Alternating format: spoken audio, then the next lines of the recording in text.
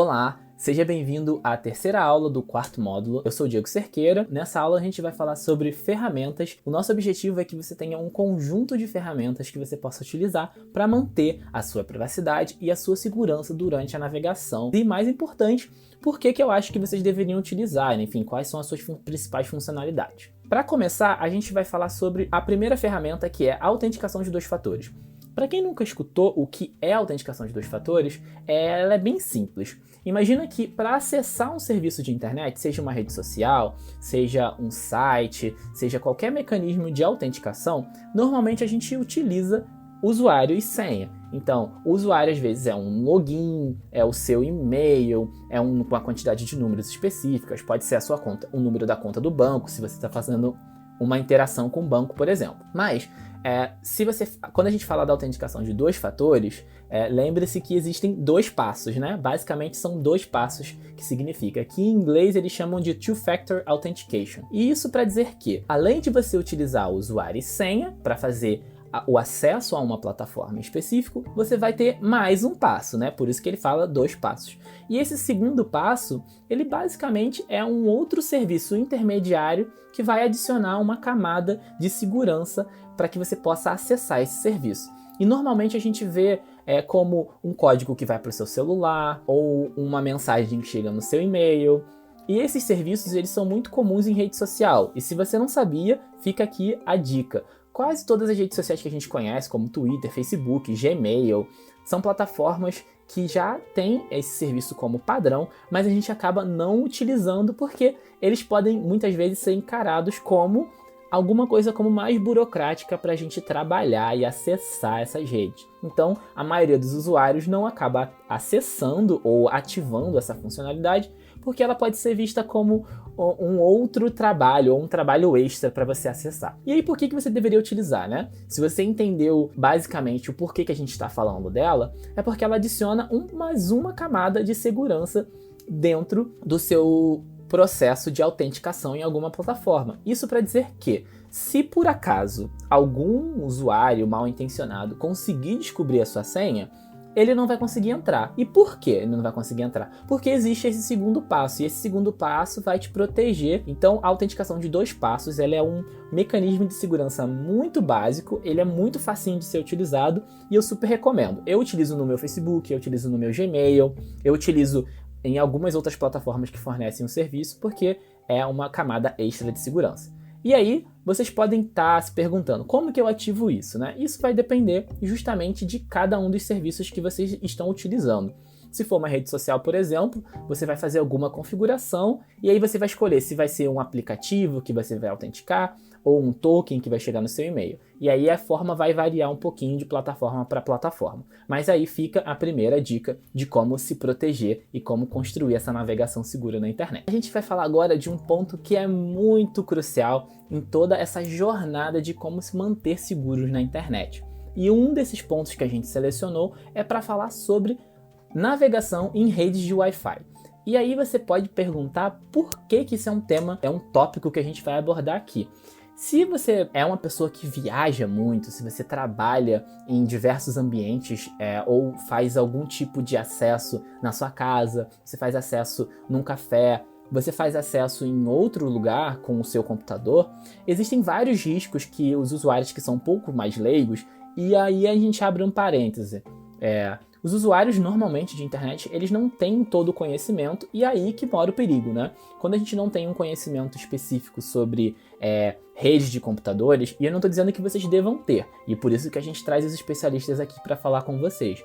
Mas, como a maioria dos usuários não tem esse conhecimento de redes de computadores, essas práticas de segurança acabam passando batido, e a gente não tem muita precaução ou não se previne de algumas coisas que são muito básicas. Então, navegar na rede Wi-Fi, ela tem alguns riscos envolvidos. Apesar de você ter um usuário para entrar ali naquela rede Wi-Fi, tem uma senha, tem alguns riscos que a gente está suscetível quando navega nessas redes, e a gente vai falar um pouquinho sobre eles. E existem vários mesmo. E aí, dois pontos principais são, é a privacidade. Quando você está navegando dentro dessa rede, a gente tem que ter uma atenção específica. Quais são as regras que estão regindo aquela navegação? E talvez eu, como um usuário um pouco mais especializado, eu sempre me faço essa pergunta. Isso acontece principalmente em redes que são públicas, como as de aeroportos, redes de cafés, que são abertos e que você tem um login, uma senha ali para navegar. Eu não sei se vocês já se perguntaram, mas existem regras um pouco específicas às quais a sua navegação está sendo regida. E você, quando navega nessa rede, você está aberto ou você aceita esse contrato sem mesmo se dar conta, porque no final das contas você quer navegar. E isso pode ser um ato ingênuo, né?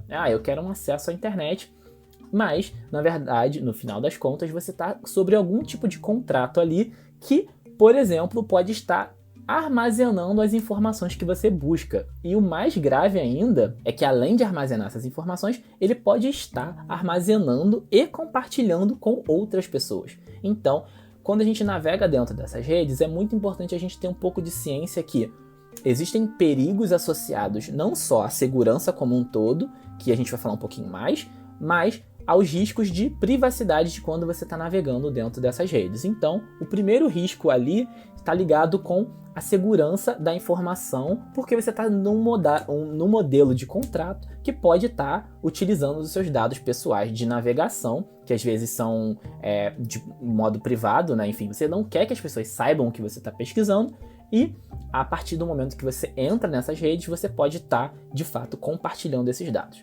E a segunda coisa é em relação à sua própria privacidade. E aí tem umas problemáticas dentro do uso de redes compartilhadas, né? Redes sem fios compartilhada, mas a gente fala mais redes sem fio, porque as redes sem fio são muito comuns, né? Nos espaços abertos, como shoppings, cafés e qualquer outro lugar. E essas redes compartilhadas têm uma outra problemática, que você não sabe se existem pessoas mal intencionadas navegando ou trafegando dentro dessa rede. A gente chama eles de farejadores, né? Podem existir no meio dessa rede que você está navegando pessoas que estão ali apenas para coletar as informações. E se não houver nenhum tipo de criptografia ali, no momento em que você está navegando, o momento em que você acessa um site, todas essas informações elas são armazenadas. Na verdade, elas podem ser armazenadas, mas elas vão passar por uma série de aparelhos, né? E existem formas de pessoas mal intencionadas que estão dentro dessa rede, compartilhando com você a mesma internet, de tentar entender ali se você está acessando um site específico, e aí ele pode tentar roubar algumas informações. Então, o segundo risco ali está quanto à privacidade que você vai ter dentro dessa rede, especialmente na forma como se essa rede usa criptografia ou não, ou se tem outros usuários mal intencionados querendo roubar informações ali. Mas nem tudo é tão ruim quanto parece, porque você sim pode acessar essas redes, sim, elas podem ser desprotegidas, e isso conecta com o ponto seguinte, que é justamente sobre o uso de redes VPNs, né? E aí, o que é uma rede VPN? Se você não sabe, você vai descobrir agora o que é uma VPN. Ela vem de uma sigla em inglês que significa basicamente uma rede privada de navegação. Tecnicamente, isso significa que, a partir do momento que você entra em uma rede sem fio, ou seja, uma rede cabeada, você busca informações, né? E alguém responde essa informação. Basicamente, o que você precisa entender é que, se você está numa rede que está desprotegida e você não sabe, você não confia, é uma rede pública, você não sabe com quem você está compartilhando aquele espaço, pode existir pessoas mal intencionadas. E aí, como você se protege? Você se protege com privacidade. Você criptografa a forma como você vai navegar dentro dessa rede, e aí você se torna menos, ou enfim, você cria uma camada de segurança que vai proteger a forma como você vai lidar na troca de informações na internet. E um conceito muito especial dentro do que é o uso de VPNs é justamente você entender que, no modelo da internet como a gente funciona, isso é em toda a internet, ela funciona no modelo cliente-servidor. E o que isso significa? Significa que em algum momento você vai pedir uma informação, você é um cliente, e o servidor ele vai responder a sua informação. Então, a internet é baseada nessa premissa, né? Você pede informações e alguém responde. E isso é um site, é uma música, tudo que você faz na internet é nesse modelo. E aí, o que a gente faz quando a gente utiliza um VPN, né? O que essa VPN o que ela é importante pra gente para criar essa camada de segurança? é porque ela vai fazer com que a informação que vai de um ponto para o outro dentro dessa rede, ela não passe pelo caminho tradicional que ela iria passar. Então ela cria um mecanismo ali para embaralhar as informações, para chegar em um lugar específico, e nesse lugar ele vai fazer a pergunta para você, e aí quando ele tiver a resposta, ele vai devolver essa informação para você de forma privada. Isso para dizer que vai criar um canal onde outras pessoas que estiverem tentando ouvir o que você está falando dentro dessa rede, elas não vão conseguir porque está tudo embaralhado. E isso faz com que você esteja seguro, mesmo que você esteja em uma rede aberta ou compartilhada. Isso vai ajudar você a manter a integridade da informação e também a segurança da sua informação. Então, em contextos onde vocês estão em redes públicas, isso é muito importante, porque tem a ver justamente com as problemáticas anteriores sobre privacidade e 2, com as problemáticas de segurança e criptografia. Então, as redes VPN são muito importantes quando você faz esse tipo de acesso. Elas também podem ser utilizadas em meio doméstico. Eu particularmente não recomendo que vocês utilizem, a não ser que exista uma razão, como essa que eu falei, né? Você quer manter alguma coisa privada ou um acesso a algum serviço, mas as redes VPNs têm essa utilidade. E aí você pode utilizar na sua casa, se você quiser, mas normalmente ela deixa a sua internet um pouquinho mais lenta, porque ela tem esse procedimento de embaralhar as informações. Então, você acaba perdendo um pouquinho de velocidade por conta desse caminho embaralhado que ela cria, e aí com isso você ganha segurança. Mas, explicando o porquê vocês devem utilizar, tem aqui um parênteses bem grande sobre o uso de VPNs.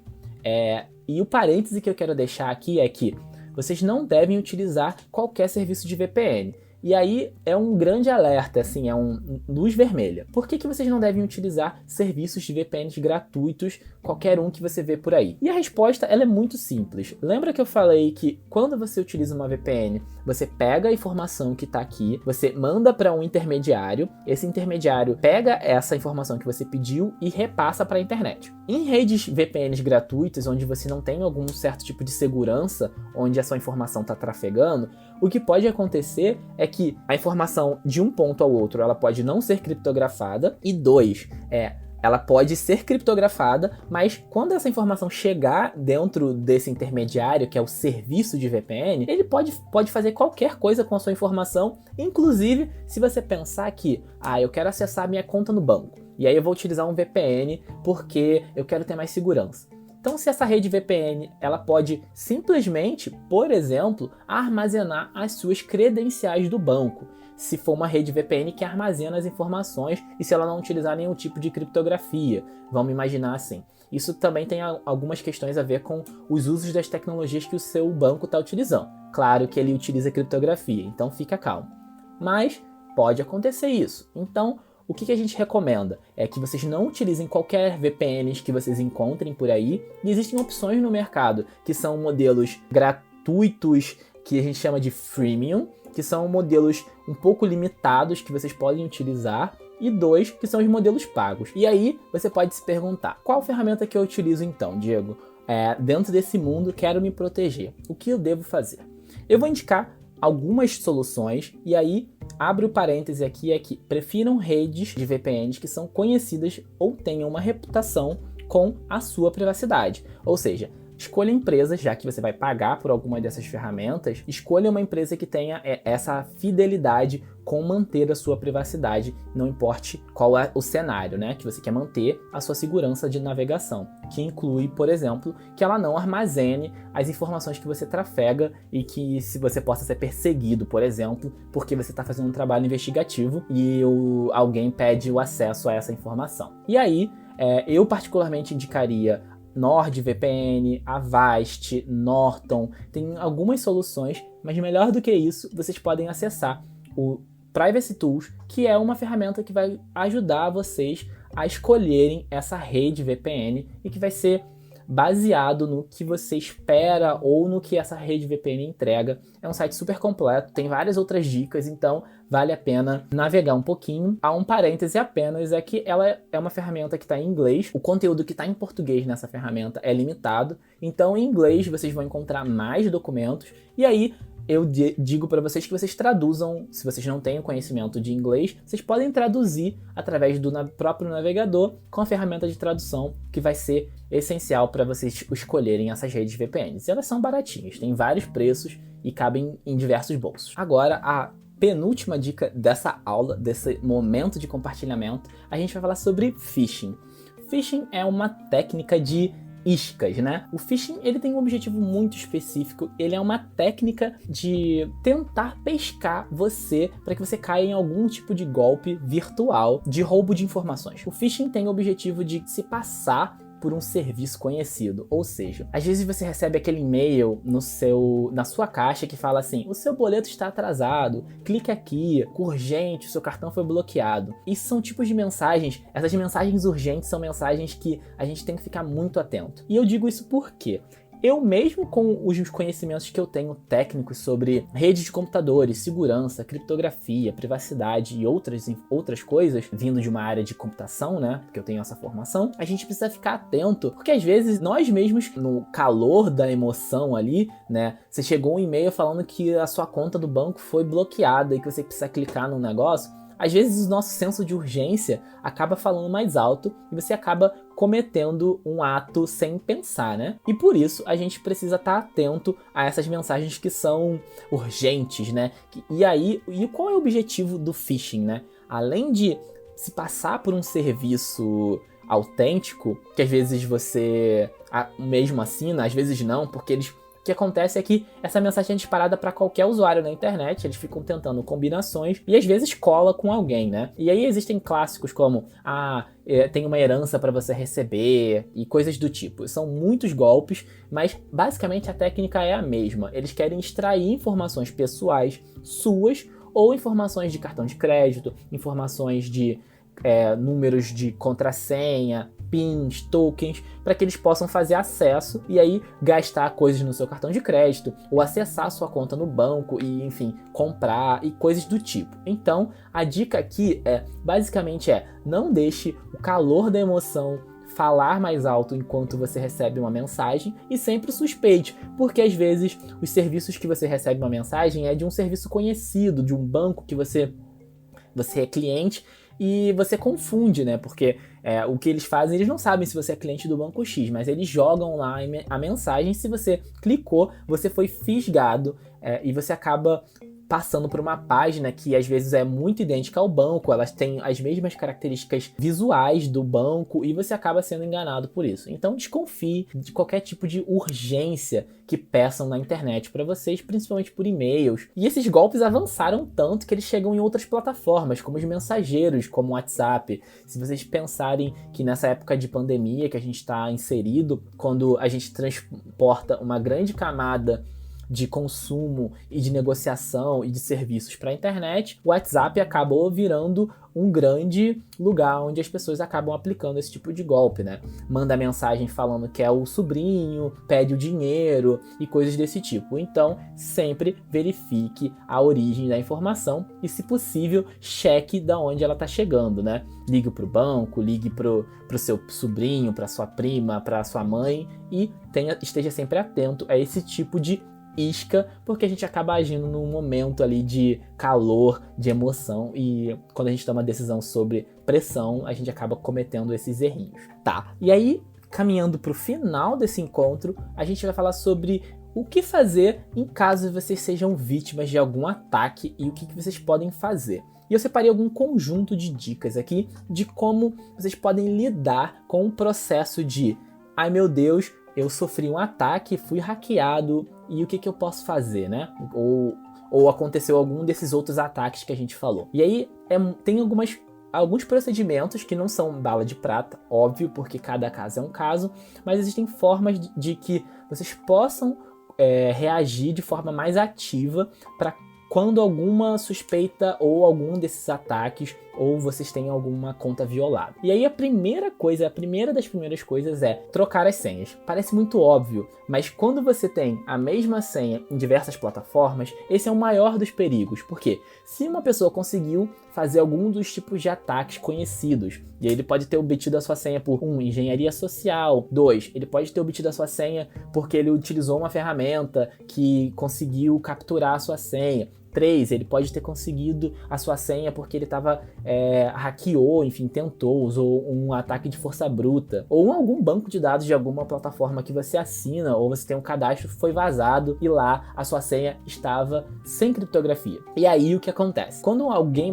mal intencionado tem acesso a essas informações, ele vai pegar e vai tentar em vários serviços. E às vezes, quando a gente utiliza a mesma senha em diferentes plataformas, a gente pode ter o problema de que eles vão conseguir acessar. Então a primeira coisa é, se você utiliza um gerenciador de senhas, você possivelmente não vai ter esse problema, porque um gerenciador de senhas, ele vai te dar a opção de criar senhas diferentes, ele vai tentar fazer com que não existam senhas iguais desse conjunto de plataformas que vocês utilizam, e aí você basicamente só vai ter que saber uma senha e todas as outras senhas elas vão ser diferentes, se você seguir as regras da plataforma. E claro, utilizando um gerenciador de senha, caso você tenha uma senha vazada, você pode simplesmente alterar uma dessas senhas e não alterar todas as senhas que você tem, que são iguais, porque é um processo muito chato.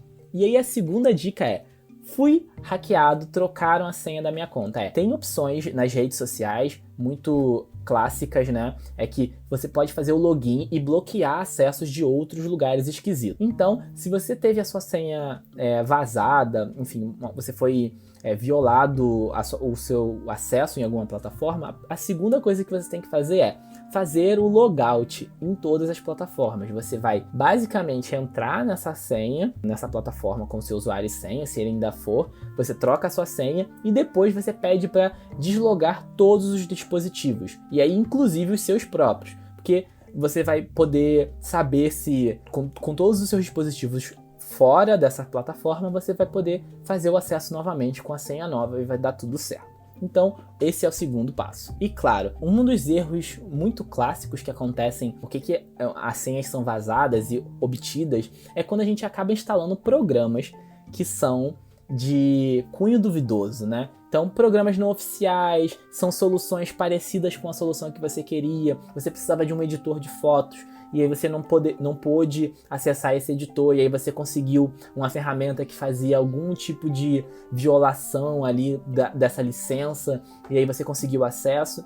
E aí que moram os perigos, né? Porque em vez de um hacker tentar invadir o seu computador, a sua rede e fazer todo o trabalho para conseguir a sua senha, você abriu as portas para que esse ataque aconteça dentro do seu próprio computador. Então ele vai poder ter acesso a informações no seu computador, se for o caso, mas claro que não é uma certeza, mas quando você utiliza essas ferramentas, às vezes você está abrindo a porta de entrada para que você mesmo possa sofrer esses ataques. Então, fujam de soluções que entregam produtos que são gratuitos, né? Eles vão lá colocar um cracker ou algum gerenciador de licenças e vão fazer que funcione, e aí você pode estar instalando algum produto malicioso na sua máquina. E aí, a minha dica para isso é, como você tem que às vezes fazer um trabalho num software de edição de vídeos, mas aí você não tem acesso ao produto que é o melhor produto do mercado, porque ele é super caro. E aí eu deixo um site que chama Alternatives 2. O Alternatives 2 você tem uma forma de encontrar soluções para softwares conhecidos, né? Programas de computadores conhecidos, e esses programas de computadores conhecidos você vai poder pesquisar, por exemplo, eu quero o Photoshop, mas eu não tenho o Photoshop porque eu não posso, enfim, acessar o Photoshop porque ele é caro. E aí eu não posso arcar com a licença. Eu vou pegar nessa plataforma, vou colocar Photoshop.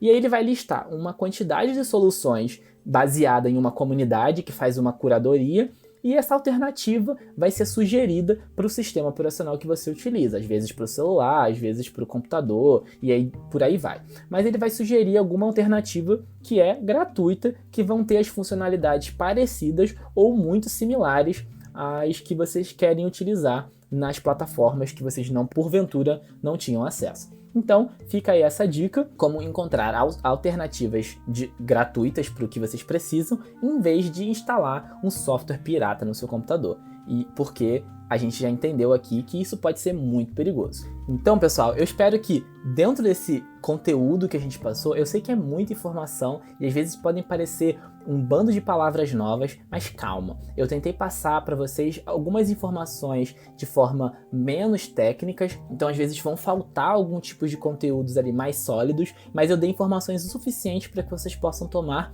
decisões autônomas. Isso é uma coisa que eu valorizo bastante e eu criei todo esse repertório para que vocês possam encontrar as ferramentas que possam se encaixar à realidade de vocês. Dito isso, eu gostaria apenas de agradecer e pedir que vocês continuem assistindo os próximos vídeos, que vai ter bastante conteúdo interessante e vocês não vão se arrepender. Eu vou ficando por aqui e agradeço que você tenha assistido esse vídeo até agora. Tchau, tchau!